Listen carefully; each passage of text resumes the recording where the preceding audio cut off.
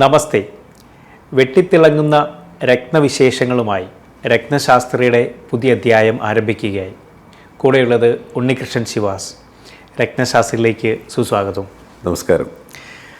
നമ്മൾ രത്നങ്ങൾ പല രീതിയിൽ നമുക്ക് കിട്ടുന്നുണ്ട്. ഇപ്പം ഭൂമിയിൽ നിന്ന് നമ്മൾ മൈൻസ് എടുക്കുന്ന രത്നങ്ങളുണ്ട്. അങ്ങനെ പല സോഴ്സസിൽ നിന്ന് നമുക്ക് രത്നങ്ങൾ കിട്ടുന്നുണ്ട് അല്ലേ? പിന്നെ തീർച്ചയായിട്ടും അത് പ്രധാനമായിട്ടും മൂന്ന് തരത്തിൽ. ഒന്ന് ഭൂമിക്ക് അടിയിൽ നിന്ന് നമ്മൾ ഖനനം ചെയ്തെടുക്കുന്ന രത്നങ്ങൾ. ഭൂമിക്കടിയിൽ നിന്ന് പറയുമ്പോൾ കിലോമീറ്ററോളം താഴ്ചയിൽ ഹീറ്റും പ്രഷറും ചൂടും സമ്മർദ്ദവും കൊണ്ട് അനേകം ധാതുക്കളോടുകൂടി നിരവധി രത്നങ്ങൾ ഉണ്ടാകുന്നു. ഭൂമിക്കടിയിൽ ഫോർമേഷൻ ഉണ്ടാകും. തികച്ചും നാച്ചുറലായിട്ട് ഉണ്ടാകുന്നു. അത് നിരവധി രത്നങ്ങളിൽ നിരവധി കാഠിന്യമായിരിക്കാം, മിനറൽസ് ആയിരിക്കാം, ധാതുക്കൾ ഡിഫറെൻ്റ് ആണ്, ഹാർഡ്നെസ് ഡിഫറെൻ്റ് ആണ്, കളറുകൾ ഡിഫറെൻ്റ് ആണ്. ഇതെല്ലാം ഭൂമിയിൽ തന്നെ നമ്മൾ ഖനനം ചെയ്ത് ഭൂമിയിലുണ്ടാക്കി ഖനനം ചെയ്ത് എടുക്കുന്ന രത്നങ്ങളാണ്. അതാണ് ഒരു സോഴ്സ്. മനസ്സിലായില്ലേ? രത്നങ്ങൾ കിട്ടും. അതായത് നമ്മൾ കണ്ടുവരുന്ന പ്രീഷ്യസ് കാറ്റഗറി അല്ലെങ്കിൽ സെമി പ്രീഷ്യസ് കാറ്റഗറിയിലുള്ള രത്നങ്ങൾ, Ruby, emerald, diamond, yellow sapphire, പിന്നെ ഹസോണൈറ്റ്, ഗാർനെറ്റ്, കാറ്റ്സയ്യ, ഇങ്ങനെയുള്ള രത്നങ്ങളെല്ലാം ഭൂമിക്കടിയിൽ തന്നെ ഉണ്ടാകുന്നതാണ്. എന്ന് പറഞ്ഞ പോലെ തന്നെ വൈറ്റ് ടോപ്പാസ് രത്നങ്ങൾ, മനസ്സിലായില്ലേ, ടർക്വൈസ് രത്നങ്ങൾ, ഹാക്കിക് സ്റ്റോൺസ്, ഇതൊക്കെ നമുക്ക് ഭൂമി തന്നെ കിട്ടുന്നതാണ്. ഭൂമി തന്നെ ഉണ്ടാകുന്നത്. ഇനി രണ്ടാമത്തെന്ന് പറയുന്നത് ജലാശയങ്ങളിൽ നിന്ന് ലഭിക്കുന്ന രത്നങ്ങളാണ്. ജലാശയങ്ങളിൽ നിന്ന് പറയുമ്പോൾ പേൾസ്, മുത്തും പവിഴും ആണ് പ്രധാനമായിട്ട് അതിനകത്തുള്ളത്.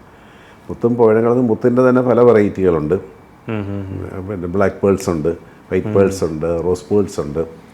ഇങ്ങനെ പലതരത്തിലും പല ഷേപ്പിലും കിട്ടുന്നുണ്ട്. കോറൽസ് തന്നെ ചെമ്പവിഴമുണ്ട്, വെൺപവിഴമുണ്ട്, റെഡ് കളറിലും. ഈവൻ ബ്ലാക്ക് തന്നെ കോറൽസ് ഉണ്ടെന്നാണ് പറയുന്നത്.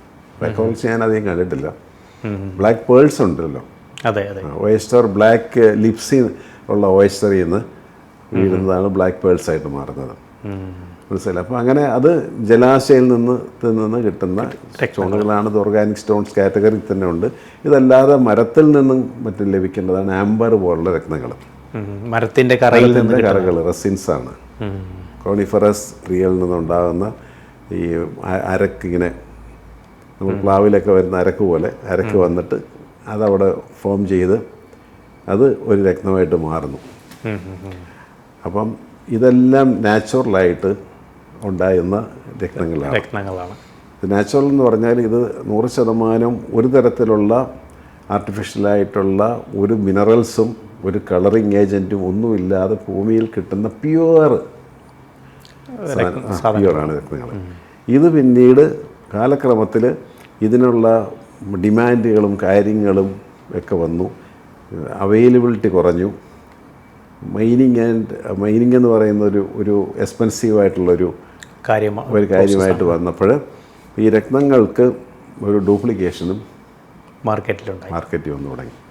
ഡ്യൂപ്ലിക്കേഷൻ വന്നിരിക്കുന്നതെന്ന് പറഞ്ഞാൽ കളർ കുറഞ്ഞ രത്നങ്ങളിൽ കളറ് കയറ്റാൻ തുടങ്ങി.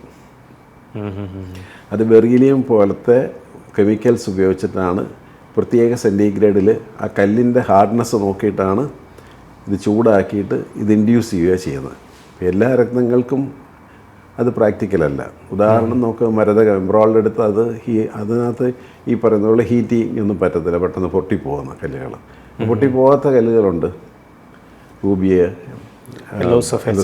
സഫയർ, ഡയമണ്ട്സ് എല്ലാം നമുക്ക് ഇങ്ങനെ വരുന്ന രത്നങ്ങളിൽ കയറ്റി അത് കുറച്ച് കാലഘട്ടം കഴിഞ്ഞപ്പം അത് മാർക്കറ്റിൽ വരാൻ തുടങ്ങി. ഡ്യൂപ്ലിക്കേറ്റ് പോലെ അല്ലെങ്കിൽ ഹീറ്റഡ്, ട്രീറ്റഡ്, ഡിഫ്യൂസ്ഡ് സ്റ്റോൺസുകൾ വന്നു. അങ്ങനെ അത് അങ്ങനെ വന്നപ്പം അതാണ് കൂടുതൽ മാർക്കറ്റിലേക്ക് ഇപ്പം ചെയ്തുകൊണ്ടിരിക്കുന്നത്. മനസ്സിലായി? അതൊക്കെ വലിയ ചില രാജ്യങ്ങളിൽ അതൊക്കെ വലിയ ബിസിനസ്സായി, വലിയ ഫാക്ടറിയായി, കാര്യങ്ങളായി, വലിയ ഇൻവെസ്റ്റ്മെൻ്റ് ഉള്ള മേഖലയായി കളർ കയറ്റി വരുന്നത്. ഇപ്പോൾ അതിന് കോറൽസിലോട്ട് വന്നപ്പോൾ പവിഴം വന്നപ്പോൾ പൗഡർ മിക്സ്ഡ് ആയി. കോറൽസ് പൗഡർ മിക്സ് ചെയ്യുക എന്ന് പറഞ്ഞാൽ കോറലിൻ്റെ പൊടി തന്നെ കാണും. അതിനകത്തോട്ട് എന്ത് മിക്സ് ചെയ്യും? സ്കെൽട്ടൻസ്, ഫിഷിൻ്റെ വലിയ ഫിഷൊക്കെ ഉണ്ടല്ലോ, അതിൻ്റെ സ്കെൽട്ടൻസ്, ക്യാമൽസ്, അതിൻ്റെയൊക്കെ സ്കെൽട്ടൻസ് എടുത്തിട്ട് അത് പൊടിച്ചിട്ട് ഇതിലേക്ക് ആഡ് ചെയ്യും. ഇതിനകത്ത് ആക്കിയിട്ട് പല രൂപത്തിലുള്ള കോറൽസുകൾ വന്നു തുടങ്ങി ഇപ്പോഴും. അപ്പോൾ ആ മേഖലകളിലും ഇങ്ങനെയുള്ള വിഷയങ്ങൾ വന്നു. ബ്ലീച്ച് ചെയ്ത കോറൽസുകൾ വരാൻ തുടങ്ങി. മനസ്സിലായേ?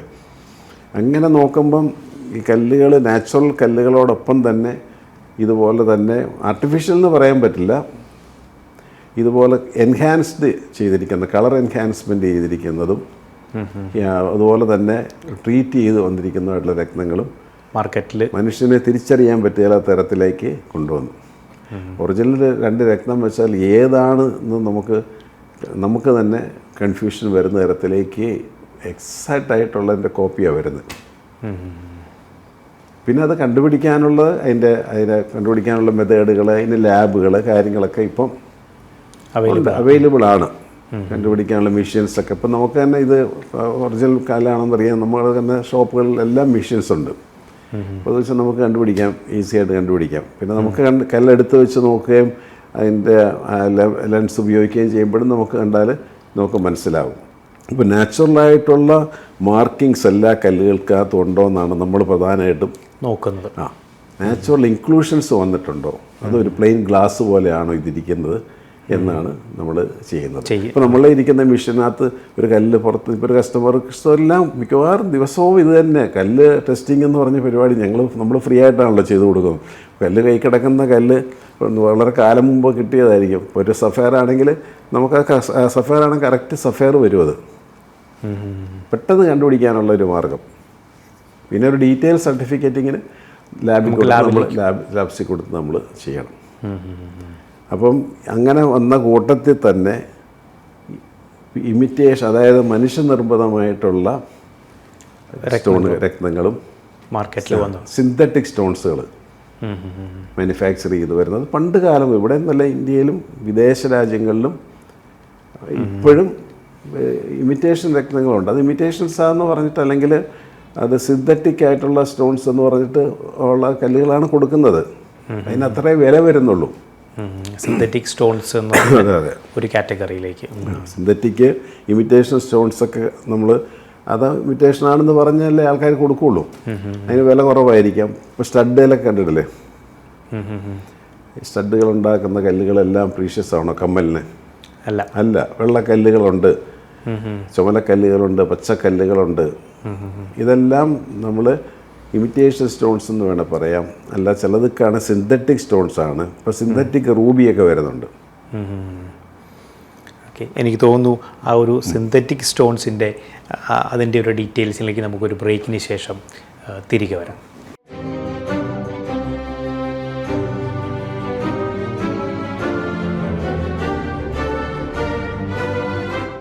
Welcome back to Ratnashastra. നമ്മൾ നാച്ചുറലായിട്ട് കിട്ടുന്ന രത്നങ്ങളോടൊപ്പം തന്നെ ഇപ്പം മാർക്കറ്റിൽ കണ്ടുവരുന്ന കുറച്ച് പ്രാക്ടീസസ്, അല്ലെങ്കിൽ നമ്മൾ ഇപ്പോൾ ഉള്ളൊരു സെനാരിയോ ആണ് നമ്മൾ പറഞ്ഞു വന്നത്. അതായത് ട്രീറ്റ് ചെയ്ത സ്റ്റോണുകൾ, ഹീറ്റ് ചെയ്ത സ്റ്റോണുകളോടൊപ്പം തന്നെ മാർക്കറ്റിൽ കിട്ടുന്ന മറ്റൊരു ഗ്രൂപ്പ് ഓഫ് സ്റ്റോൺസ് ആണ് ഈ സിന്തറ്റിക് സ്റ്റോൺ. പ്രകൃതിയിൽ നിന്ന് കിട്ടുന്ന രത്നങ്ങൾ പോലെ തന്നെ അതിനുള്ള രാസവസ്തുക്കളും രാസഘടകങ്ങളും ചേർത്ത് മനുഷ്യനാൽ നിർമ്മിക്കുന്നതാണ് സിന്തറ്റിക് സ്റ്റോൺ എന്ന് പറയുന്നത്. അതിന് നമുക്ക് ഫ്ലെയിം ഫ്യൂഷൻ മെത്തേഡ് എന്ന് പറയുന്നൊരു മെത്തേഡുണ്ട്. അതായത് ഈ രാസവസ്തുക്കൾ, അതായത് കെമിക്കൽസ് ഇട്ടിട്ട് അത് ഉയർന്ന ചൂടിൽ ചൂടാക്കി അത് പിന്നീട് അത് തണുപ്പിച്ച് എടുക്കുന്ന ക്രിസ്റ്റലായിട്ട് രൂപപ്പെടുത്തുന്ന ഒരു പ്രക്രിയയാണ്. പിന്നെ ഇതുപോലെ തന്നെ ഹൈഡ്രോ തെർമൽ മെത്തേഡുണ്ട്, എൻഹാൻസ്മെൻ്റ് ഉണ്ട്. അതുപോലെ ഉയർന്ന താപനിലയിലാണത്. ഇതിന് ചേർന്ന രാസവസ്തുക്കൾ ചേർത്തിട്ട് ചൂടാക്കിയിട്ട് പിന്നീട് തണുപ്പിച്ചെടുത്ത് ഒരു ക്രിസ്റ്റലായിട്ട് രൂപാന്തരപ്പെടുന്ന ഒരു പ്രക്രിയ. പിന്നെ അതിന് കളർ ചേർക്കുകയാണ് ചെയ്യുന്നത്. കളറുകൾ ചേർത്ത് അത് സിന്തറ്റിക് സ്റ്റോൺ, ഇപ്പോൾ റൂബിയുടെ പോലത്തെ തന്നെ കളറുകൾ ചേർത്ത് ക്രോമിയം പോലുള്ള കെമിക്കൽസും ഒക്കെ ചേർത്തിട്ട്, അപ്പോൾ അത് മറ്റത് നാച്ചുറൽ ആയിരുന്നെങ്കിൽ ഇത് കെമിക്കൽ കോമ്പോണൻസ് ആയിരിക്കും ഉപയോഗിക്കുന്നത്. കെമിക്കൽ ആയിരിക്കും അതിന് കളർ കിട്ടത്തക്ക രീതിയിലുള്ള ഇതുണ്ടാക്കി ആ മെത്തേഡിൽ കൂടെ മാനുഫാക്ചർ ചെയ്യുന്നുണ്ട്. അതൊക്കെ വലിയ ഫാക്ടറികളിൽ നടക്കുന്ന വലിയ പ്രോസസ്സിംഗ് ആണ്. പക്ഷേ എനിക്കൊന്ന് ഒറിജിനലിനെ വെല്ലുന്ന രീതിയിലായിരിക്കും ഈ സംഭവങ്ങൾ വരിക. കാഴ്ചയിൽ ചിലപ്പോൾ ഇതായിരിക്കും കുറച്ചും കൂടെ ഒരു കാണാനുള്ള ഭംഗി. പക്ഷേ അതിന് വില കുറവാണ്. പിന്നെ CVD മെത്തേഡുണ്ട്, കെമിക്കൽ വേപ്പർ ഡിപ്പോസിഷൻ. അതായത് നമ്മൾ ലാബ് ഗ്രൗണ്ട് ഡയമണ്ട്സ് ഒക്കെ വരുന്നത് ആ മെത്തേഡിലാണ് വരുന്നത്. അതിന് ഓരോ പ്രോസസ്സിംഗ് ആണത്. അത് ചെറിയ പരിപാടികളൊന്നുമല്ല, അത് ഫാക്ടറി തന്നെ. പിന്നെ നമ്മുടെ നാട്ടിൽ ഇത് കോമണായിട്ട് പഴയ നമ്മുടെ വെള്ളാരം കല്ലുകൾ, നാട്ടിൽ സുലഭമായിട്ട് കിട്ടുന്ന വെള്ളാരം കല്ലുകളിൽ നിന്ന് ഇതുപോലുള്ള ഇമിറ്റേഷൻ സ്റ്റോൺസ് ഉണ്ടാക്കുന്നുണ്ട്. അത് കട്ട് ചെയ്തിട്ട് കളറ് അത് പൊടിച്ചിട്ട് അത് ഈ പറഞ്ഞതുപോലെ ചൂളയിൽ ഇപ്പം നമ്മുടെ വൈദ്യുതി സഹായത്തോടു കൂടി തന്നെയുള്ള പ്രവർത്തിക്കുന്ന ചൂളകളിൽ വലിയ മൂർച്ചകൾ ഈ കെമിക്കൽസ് ഈ വെള്ളാരം കല്ല് ഇട്ട് അത് ഒരു പൗഡർ രൂപത്തിലാക്കി പിന്നീട് അതിനകത്ത് കളറ് ചേർത്ത് അത് ചൂടാക്കി ക്രിസ്റ്റലാക്കി എടുക്കുക. തണുപ്പിച്ചെടുത്ത് കഴിഞ്ഞാൽ അത് ക്രിസ്റ്റൽസായി. പിന്നെ കളറ് ചേർക്കുന്നതെന്ന് വെച്ചാൽ ഇപ്പം നമുക്ക് അയണോക്സൈഡ് ചേർത്ത ബ്ലൂ ഇത് വന്നു, കളർ വന്നു. മനസ്സിലായില്ലേ? അപ്പോൾ ഇങ്ങനെ ഓരോ ഭൂമിയിൽ കിട്ടുന്ന കല്ലുകളെക്കാളും വെല്ലുന്ന തരത്തിലുള്ള ഇമിറ്റേഷൻ കല്ലുകളുണ്ട്. ഇമിറ്റേഷൻ കല്ലുകൾ വാങ്ങിധരിക്കുന്ന സാധാരണ ശ്രേഷ്ഠരത്നങ്ങൾ വാങ്ങിധരിക്കാനായിട്ട് പറ്റാത്തൊരു കല്ല് ധരിക്കാനായിട്ട് ആഗ്രഹമുള്ളവർ അത് മേടിച്ച് ധരിക്കും. ആ കളറിനോടുള്ള ഒരു താല്പര്യമൊക്കെ കൊണ്ടിട്ട് ആ രീതിയിലേക്കും പോകുന്നത്. അത് തന്നെ അത് ധാരാളമായിട്ട് ഇപ്പം ഇന്ത്യയിൽ തന്നെ രാജസ്ഥാനുണ്ട്, കോയമ്പത്തൂരുണ്ട്, അങ്ങനെ പല സ്ഥലങ്ങളിലുണ്ട്. കേരളത്തിൽ തൃശ്ശൂരുണ്ട്, പാലക്കാട് ഏരിയയിലുണ്ട്. ഇതുപോലെ തന്നെയുള്ള ജുവലറി വർക്ക്സിന് വേണ്ട കല്ലുകൾ, ഇമിറ്റേഷൻ കല്ലുകൾ അല്ലെങ്കിൽ സിന്തറ്റിക് കല്ലുകൾ ഒക്കെ ഉണ്ടാക്കുന്നത്. ഈ പാലക്കാട് നിന്നൊക്കെ നമ്മളൊക്കെ വാങ്ങിച്ചിട്ടുണ്ട്. ഈ നമ്മുടെ നാഗപടം പാലക്കാടൊക്കെ കല്ലുകളില്ലേ? ഓക്കെ. എനിക്ക് ആ സ്ഥലം ഓർക്കുന്നില്ല, ഞങ്ങൾ പണ്ട് അവിടെ നിന്ന് വരുത്തിയിട്ടുണ്ട്. നല്ല കല്ലുകൾ, നാഗപടം, പാലക്ക, ഇതിൻ്റെയൊക്കെ കല്ലുകൾ, പച്ചക്കല്ലുകൾ ഉണ്ട്. നല്ല ഭംഗിയുള്ള കല്ലുകളാണ്. അപ്പോൾ ആ കല്ലുകൾ നമ്മൾ കൊടുക്കുമ്പം ഇത് ഒറിജിനലാണെന്നും പറഞ്ഞാൽ അങ്ങനെയല്ല കൊടുക്കേണ്ടത്. ഇത് ഇമിറ്റേഷൻ കല്ലാണ്, ആർട്ടിഫിഷ്യലായിട്ട് ചെയ്തെടുക്കുന്ന. ഇതൊക്കെ അത്ര വില അതിന് വരുന്നുള്ളൂ. അവിടെ 50, 100, 150, 200 രൂപയുടെ കാര്യമുള്ളൂ. വലിയ കണ്ട നല്ല പച്ചക്കല്ല് പോലെ ഇരിക്കും. ഇമിറ്റേഷൻ കല്ലുകൾ സ്ഥിരമായിട്ട് ഉപയോഗിക്കാവോ എന്നുള്ളതും അടുത്ത ക്വസ്റ്റ്യനാണ്. അതാണ് എൻ്റെ ഒരു അടുത്തൊരു ചോദ്യത്തിലേക്ക് ഞാൻ വരുന്നത്. അത് നമ്മളൊരു പ്രൊലോങ്ഡ് ആയിട്ടുള്ള കുറേ വർഷങ്ങളായിട്ട് അതിങ്ങനെ യൂസ് ചെയ്യുമ്പം നമുക്ക് അതുകൊണ്ട് എന്തെങ്കിലും സൈഡ് എഫക്ട്സുകളോ അല്ലെങ്കിൽ അങ്ങനെ എന്തെങ്കിലും ദോഷഫലങ്ങൾ നമുക്കിതിന് ഉണ്ടാവുമോ ഇതിൻ്റെ ഉപയോഗത്തിൽ? ഇതിപ്പോൾ നമ്മൾ ഈ ചൂളയിലൊക്കെ ചൂടാക്കിയിട്ട് ഓക്സി ഹൈഡ്രജൻ ഫ്ലെയിം ഉപയോഗിച്ചിട്ടാണ് ഇത് ചൂടാക്കിയിട്ടാണ് വരുന്നത്. ഇത് കെമിക്കലാണെന്നാമത്. ഈ കെമിക്കൽസ് കൊണ്ടുള്ള ഒരു സാധനം ഇപ്പം നമ്മൾ ഇതിൻ്റെ ഒരു ഉത്തരം ഈസി ആയിട്ട് മനസ്സിലാക്കാൻ ഞാൻ പറയാം. നമ്മൾ എന്നും പ്ലാസ്റ്റിക് പ്ലേറ്റിനകത്തോ പ്ലാസ്റ്റിക് പാത്രത്തിലോ ഭക്ഷണം കഴിച്ചുകൊണ്ടിരുന്ന എങ്ങനെ ഇരിക്കും എന്നും? ഓക്കെ ആണോ? അല്ല, അതിൻ്റേതായിട്ടുള്ളൊരു പ്ലാസ്റ്റിക്കൊക്കെ ഗവൺമെൻറ് നിരോധിച്ച് വരുക. പ്ലാസ്റ്റിക് ഇല്ല ഇപ്പം എന്നാണ് പറയാം, ഉപയോഗിക്കാൻ പാടില്ല എന്ന് പറഞ്ഞതുപോലെയാണ് സിന്തറ്റിക് കല്ലുകൾ. അത് അലർജിയുള്ള ആൾക്കാർ, അലർജിക് ഇഷ്യൂസൊക്കെ ഉള്ളവർ, ചിലർക്ക് ഈ സ്കിന്നിനൊക്കെ അലർജി. സാറ ഒരു കല്ല് ഇട്ടിട്ട് പണ്ട് മുതലേ ഉപയോഗിക്കുന്ന ഒരു കല്ലാണ്. അവർ എവിടുന്നോ കിട്ടി അത് മോതിരത്തേലാക്കിയിട്ട് പഴയ ബോട്ട് മോതിരം പോലൊക്കെ ഉപയോഗിച്ച് കൊണ്ടുവരുന്ന കല്ലാണ്. അത് കയ്യിലൂടെ ചൊറിച്ചിൽ, സ്കിന്ന്. ഞാൻ പറയും ഈ കല്ല് അടിച്ച് വെക്ക്, ചിലപ്പം അതിനൊരു ശമനം ഉണ്ടാവും. കാരണം ഈ സിന്തറ്റിക് സംഗതികൾ ഒരിക്കലും നമ്മുടെ ബോഡിയായിട്ട് ലോങ് ടൈം ചേർന്ന് പോകത്തില്ല. അത് പിന്നീട് ഒരവസരത്തിലായിരിക്കും അതിന് സ്കിന്നിന് അലർജി ഉണ്ടാവുക, അല്ലെങ്കിൽ ശരീര ബുദ്ധിമുട്ടുകൾ. എപ്പോഴും നാച്ചുറലായിട്ടുള്ള കല്ലുകൾ. അത് പ്രീഷ്യസ് വേണമെന്നില്ല. പ്രീഷ്യസിന് വിലയുണ്ടെങ്കിൽ സെമി പ്രീഷ്യസ് രക്തങ്ങൾ കിട്ടുമല്ലോ ഇതുമായിട്ട് കോമ്പീറ്റ് ചെയ്ത്. അല്ലെങ്കിൽ ഇതേക്ക് വരെ ഭംഗിയുള്ള കല്ലുകൾ. ഇപ്പോൾ ഞാൻ പറഞ്ഞു, നമ്മൾ സംസാരിച്ച പോലെ ബ്ലൂ ടോപ്പാസൊക്കെ ഭയങ്കര ഭംഗിയുള്ള കല്ലുകളാണ്, വില തീരെ കുറവാണ്. ഈ സിന്തറ്റിക് സ്റ്റോൺസിന് പകരം ഇങ്ങനെയുള്ള സെമി പ്രീഷ്യസ് ആയിട്ടുള്ള പ്രൈസിൽ കുറച്ച് കുറവുള്ള ഇമിറ്റേഷൻ കല്ലുകൾ വല്ല എന്തെങ്കിലും ചെറിയ ഷോർട്ട് ടൈം പീരീഡിലേക്കും ഒക്കെ യൂസ് ചെയ്യുക. മനസ്സിലായില്ല? ഇത് സ്കിന്നുമായിട്ട് ടച്ചായിട്ട് നിൽക്കുമ്പോഴാണ് ഇതിന് പ്രശ്നം വരുന്നത്. എനിക്ക് തോന്നുന്നു ആ ഒരു വിശേഷങ്ങൾ അല്ലെങ്കിൽ കൂടുതൽ വിവരങ്ങൾ നമുക്കൊരു ബ്രേക്കിന് ശേഷം പ്രേക്ഷകരുമായിട്ട് പങ്കുവയ്ക്കാം.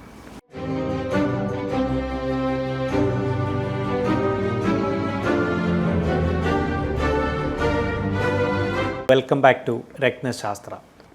നമ്മൾ പറഞ്ഞു വന്ന കാര്യം വളരെ സീരിയസ് ആയിട്ട് നമ്മൾ ചെയ്യേണ്ട ഒരു കാര്യമാണ്. അതായത് ഈ സിന്തറ്റിക് സ്റ്റോണുകളുടെ റെഗുലറായിട്ട് അല്ലെങ്കിൽ നമ്മൾ സ്ഥിരമായിട്ട് സിന്തറ്റിക് സ്റ്റോണുകൾ ഉപയോഗിക്കുമ്പം വരാൻ സാധ്യതയുള്ള കുറച്ച് ഒരു അപകടങ്ങളാണ് നമ്മൾ ശ്രദ്ധിക്കേണ്ട ഒരു കാര്യം. ഇതിനകത്തേക്കെല്ലാം കെമിക്കൽസ് ആയതുകൊണ്ട് ഇപ്പോൾ സിലിക്ക പൊട്ടാഷ്യം ലെഡ് കൂടെ ചേർത്ത് ഉയർന്ന താപനിലയിൽ ചൂടാക്കി വന്നാൽ വെള്ള ക്രിസ്റ്റൽസ് കിട്ടും.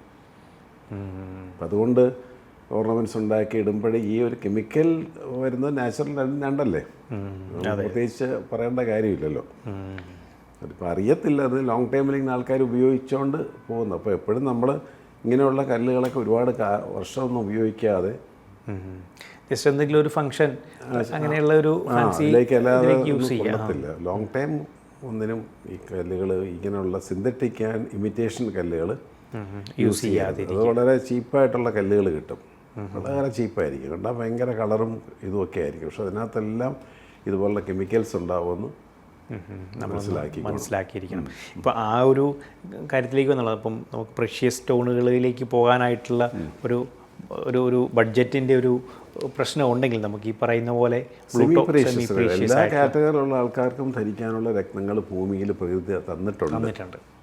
പണമുള്ളവർക്ക് മാത്രമല്ല രത്നങ്ങളെന്ന് പറയുന്നത്, എല്ലാവർക്കും ഉള്ള രത്നങ്ങളുണ്ട്. അത് നമുക്ക് കൃത്യമായിട്ടുള്ളത് എന്താണെന്ന് കണ്ടെത്തുക എന്നുള്ളതാണ് നമ്മുടെ ഉത്തരവാദിത്തം. വില കണ്ടിട്ടും കളറ് കണ്ടിട്ടും കല്ല് വാങ്ങിച്ച് ധരിക്കരുത്. കല്ലെല്ലാം മാണിക്കല്ല നമ്മളെപ്പോഴും പറയാറുണ്ട്. അപ്പോൾ കല്ലുകൾക്ക് കളറല്ല, ഇതിനകത്ത് ഒരുപാട് കളറുള്ള കല്ലുകൾ എപ്പോഴും നമ്മളൊരു ചെറിയ സംശയ ദൃഷ്ടിയോടുകൂടി മാത്രമേ നോക്കാൻ പറ്റുള്ളൂ. നാച്ചുറലായിട്ടുള്ള കല്ല് എല്ലോ സഫയർ എന്ന് പറയും, എല്ലോ സഫയർ എന്ന് വിട്ടേക്ക്. സഫയർ കല്ലുകൾ കളറ് മങ്ങിയ കല്ലുകൾ ഖനനം ചെയ്ത് കിട്ടുന്നു, നാച്ചുറലായിട്ട് തന്നെ കിട്ടുന്നു. അപ്പോൾ ഇതിനകത്ത് കളറില്ല. വൈറ്റ് ആണോയെന്ന് ചോദിച്ചാൽ വൈറ്റ് അല്ല, യെല്ലോ ആണെന്ന് വെച്ചാൽ യെല്ലോ അല്ലാത്ത ആണ് മൈൻ ചെയ്ത് കിട്ടിയിരിക്കുന്നത്. ഇത് പിന്നെ മാർക്കറ്റ് ചെയ്യാൻ എന്താ ചെയ്യുന്നത്? മാർക്കറ്റിൽ വെറുതെ കളർലെസ് ആയിട്ടുള്ളതോ അല്ലെങ്കിൽ കളർലെസ് എന്ന് പറഞ്ഞാൽ അല്ലെങ്കിൽ വൈറ്റ് സഫയർ ആയിരിക്കണം. നല്ല കളർ വൈറ്റ് കളറോട് കൂടിയ വൈറ്റ് സഫയർ അതിന് മാർക്കറ്റുണ്ട്. ഇത് കളർ കുറഞ്ഞ് മഞ്ഞയായിട്ടുമില്ല, എന്നാൽ വൈറ്റൊട്ടല്ല താനും. എന്തു ചെയ്യും? അപ്പം അതിനുള്ള മെത്തേഡ് ബെറിലിയം ഇൻഡ്യൂസ് ചെയ്ത് യെല്ലോ സഫയർ ആക്കി മാറ്റുക. അതിൻ്റെ ഹാർഡ്നെസ് ഈ സെയിം കല്ലിൻ്റെ ഹാർഡ്നെസ് 9 ആയതുകൊണ്ട് ഇത് ലാബുകാരതിന് സർട്ടിഫിക്കേഷനും കൊടുക്കുന്നുണ്ട്. പക്ഷേ നല്ല ലാബുകാർ അതിനകത്ത് ഒരു കൺക്ലൂഷൻ എഴുതും ലാസ്റ്റ്. നാച്ചുറൽ യെല്ലോ സഫയർ എന്ന് വന്നാലും കൺക്ലൂഷൻ എന്താണെന്ന് നമ്മൾ വായിച്ച് നോക്കണം. കൺക്ലൂഷനിൽ ഇൻഡിക്കേറ്റ്സ് ഒന്നുമില്ല തെർമൽ ഹീറ്റ് ട്രീറ്റ്മെൻറ്റ് അല്ലെങ്കിൽ കളർ എൻഹാൻസ്മെൻറ്റ് എന്ന് കാണും ഇതിനകത്ത്. അപ്പോൾ അതാണ് നമ്മൾ നോക്കേണ്ടത്. എപ്പോഴും നമ്മൾ സർട്ടിഫിക്കറ്റിൽ ഫസ്റ്റ് ലൈൻ മാത്രമേ ആൾക്കാർ നോക്കത്തുള്ളൂ. അതിൻ്റെ തൂക്കവും കാര്യങ്ങൾ എന്താ നോക്കുക. ഡയമണ്ടിൻ്റെ ആണെങ്കിലും ഡയമണ്ട് ഇത് തന്നെയാണ് വിഷയം. ഡയമണ്ട് വാങ്ങുന്ന ആൾക്കാർ നാച്ചുറൽ ഡയമണ്ട് എന്ന് കാണും, ബാക്കി അതിൻ്റെ ഗ്രേഡുകളെക്കുറിച്ച് അവർക്ക് ബോധവാന്മാരില്ല. അപ്പോൾ വളരെ സ്മോൾ ഇൻക്ലൂഷൻസ് ഒക്കെ ഉള്ളതിനകത്ത് സ്മോൾ SI എന്നും പറഞ്ഞ് തന്നെ കാണും ഇതിനകത്ത്. സ്മോൾ ഇൻക്ലൂഷൻസ് എന്ന് പറഞ്ഞിട്ടുള്ള അതിൻ്റെ ഒരു സ്പെസിഫിക്കേഷൻസ് അവർ സേഫായി, ലാബിൻ്റെ ഭാഗം അവർ സേഫ് ആക്കിയിട്ടാണ് തന്നിരിക്കുന്നത്. മറ്റേത് തെർമൽ എൻഹാൻസ്മെൻറ്റ് കളർ എൻഹാൻസ്മെൻറ്റ് എന്നുള്ള ഇപ്പോൾ കൺക്ലൂഷൻസ് നമ്മൾ എപ്പോഴും വായിച്ച് നോക്കിയാൽ നമുക്കത് കറക്റ്റായിട്ട് അറിയാനായിട്ട് സാധിക്കും. അതും നമ്മൾ ആ യെല്ലോ സഫയർ വാങ്ങിച്ചിട്ടും കാര്യമില്ല, കാരണം അത് ബെറിലിയമാണ് കയറിയിരിക്കുന്നത് അതിനകത്ത്. അത് വലിയ സെൻറ്റിഗ്രേഡിൽ അത് ചൂടാക്കിയാലേ ഡയമണ്ടൊക്കെ ആണെങ്കിൽ HP ST high pressure high ടെമ്പറേച്ചറിൽ ആണ് അതിനകത്ത് ഇൻഡ്യൂസ് നടത്തുന്നത്. അതെ. അപ്പം അങ്ങനെയുള്ള പല കാര്യങ്ങളും ഈ ഒരു രത്നങ്ങളായിട്ട് കണക്ട് ചെയ്ത് മാർക്കറ്റിൽ ഒരുപാട് കാര്യങ്ങളുണ്ട്. അതാണ് ഞാൻ പറഞ്ഞത്, കല്ലിൻ്റെ ഒരു വിലയോ കല്ലിൻ്റെ കളറോ ഒന്നും കണ്ടിട്ട് ഇതാണ് നല്ലതെന്ന് വിചാരിക്കരുത്. നാച്ചുറലായിട്ടുള്ള കല്ലാണോ, സർട്ടിഫിക്കേഷൻ നാച്ചുറലാണോ, നാച്ചുറൽ ഇൻക്ലൂഷൻസ് ഉണ്ടെന്ന് സാമാന്യം നമുക്ക് മനസ്സിലാക്കാനുള്ള കാര്യങ്ങൾ ചെയ്തിട്ടേ നമ്മൾ കല്ലുകൾ വാങ്ങി ധരിക്കാവുള്ളൂ. അതിനായിരിക്കും ഗുണഫലം ഉണ്ടാകുന്നത്. മറ്റ് നമ്മൾ പറഞ്ഞ പോലെ സിന്തറ്റിക് പോലുള്ള രത്നങ്ങൾ ചുമ്മാ നമുക്കൊരു ഫാൻസി അല്ലെങ്കിൽ ഒരു വൺ ടൈം ഒക്കെ യൂസ് ചെയ്യാനായിട്ട് നമുക്ക് ഉപയോഗിക്കുന്നതിന് കുഴപ്പമില്ല. പക്ഷേ നമുക്ക് ഈ പറയുന്ന രീതിയിൽ നമ്മളൊരു ബർത്ത് ചാർട്ടൊക്കെ അനലൈസ് ചെയ്ത് കൃത്യമായിട്ടുള്ള ആ ഒരു കാര്യങ്ങളൊക്കെ നോക്കി ആ ഒരു എനർജി നമുക്ക് ലഭ്യമാകണമെങ്കിൽ ഈ പറയുന്ന നാച്ചുറലായിട്ട് ഉണ്ടാകുന്ന കുട്ടികളൊക്കെ ചിലർക്ക് ഈ പറഞ്ഞ പോലെ ബ്രീത്തിങ് ബുദ്ധിമുട്ടുകളുള്ളവരുണ്ട്, സ്കിന്നിന് പ്രശ്നങ്ങളുള്ളവരുണ്ട് അല്ലേ? അതെ, കുട്ടികളുടെ ചൊറിഞ്ഞ് തടിച്ചൊക്കെ നിൽക്കുന്ന ഇതിനകത്തുനിന്ന് അവർ വീണ്ടും കമ്മലും ഒക്കെ മേടിച്ച് അതിൻ്റെ സിന്തറ്റിക് ആയിട്ടുള്ള കല്ലുകളോ ഇമിറ്റേഷൻ ആയിട്ടുള്ള കല്ലുകൾ മേടിച്ച് കൊടുക്കുന്നത് വീണ്ടും ആ അസുഖങ്ങൾക്കൊരാക്കം കൂട്ടത്തേ ഉള്ളൂ. അത് അവരറിയേയില്ലത്. കൊച്ചിൻ്റെ കഴുത്തിലൊരു കമ്മൽ കിടപ്പുണ്ടെന്ന് വെച്ചിട്ട് അതിനെപ്പറ്റി ലീസ്റ്റ് ബോധമാണ്. ഇപ്പം ഇത് തന്നെ നമ്മൾ ദിവസവും നമ്മൾ ചെയ്ത് നമുക്ക് മനസ്സിലായിട്ടുള്ള കാര്യങ്ങൾ നമ്മൾ ഷെയർ ചെയ്യുകയോ ചെയ്യുന്നത്, മനസ്സിലായില്ലേ? അപ്പോൾ അതുകൊണ്ട് അങ്ങനെയുള്ള കുട്ടികൾക്കാണെങ്കിലും നമുക്ക് സെമി പ്രീഷ്യസ് സ്റ്റോൺസുകൾ ഉപയോഗിക്കാമല്ലോ. അവർക്ക് ചേരുന്നതും അല്പമെങ്കിലും മെഡിസിനൽ എഫക്റ്റ് ഉള്ളതുമായിട്ടുള്ള രത്നങ്ങളുണ്ടല്ലോ, നാച്ചുറൽ. അതിലേക്കാണ് എപ്പോഴും അവർ എത്തിച്ചേരേണ്ടത്. ഇപ്പോൾ തേൻ തന്നെ നമ്മൾ മേടിക്കും, വില കുറഞ്ഞ തേനുകൾ കിട്ടും. പക്ഷെ വില കുറഞ്ഞ തേനുകളെന്ന് പറയുമ്പം അതിനകത്ത് വേറെ ഈ പറഞ്ഞ പോലുള്ള എന്തെങ്കിലുമൊക്കെ മധുരമൊക്കെ ചേർത്തും പിടിച്ചുമൊക്കെ ഉള്ള സാധനങ്ങളായിരിക്കും. വില നോക്കിയിട്ട് നമ്മൾ തേൻ മേടിക്കാൻ പോയാൽ അത് അബദ്ധമാവും. അപ്പോൾ ഈ ഒരു കാര്യങ്ങളൊക്കെയാണ് നമ്മൾ രത്നങ്ങൾ വാങ്ങുമ്പോഴും ധരിക്കുമ്പോഴും ഒക്കെ വളരെ സൂക്ഷിച്ച് കൈകാര്യം ചെയ്യേണ്ട സബ്ജക്റ്റ്, ഒരുപാട് പഠനം ആവശ്യമുള്ള സബ്ജക്റ്റ്, ഒരുപാട് തരത്തിലുള്ള അറിവുകൾ നമുക്ക് കളക്ട് ചെയ്യേണ്ടതായിട്ടുള്ള സബ്ജക്റ്റ് അങ്ങനെയാണ്. എനിക്ക് തോന്നുന്നു ഇന്നത്തെ ഈ എപ്പിസോഡിൽ നമുക്ക് അങ്ങനെയുള്ള ധാരാളം വിവരങ്ങൾ ഉണ്ടായിരുന്നു. എനിക്ക് കൂടുതൽ വിശേഷങ്ങളും വിവരങ്ങളുമായിട്ട് ഇനിയുള്ള എപ്പിസോഡിൽ നമുക്ക് കണ്ടുമുട്ടാം. ഇന്നത്തെ എപ്പിസോഡ് നമുക്ക് വൈൻഡപ്പ് ചെയ്യാനായിട്ടുള്ള സമയമായി. നന്ദി, നമസ്കാരം.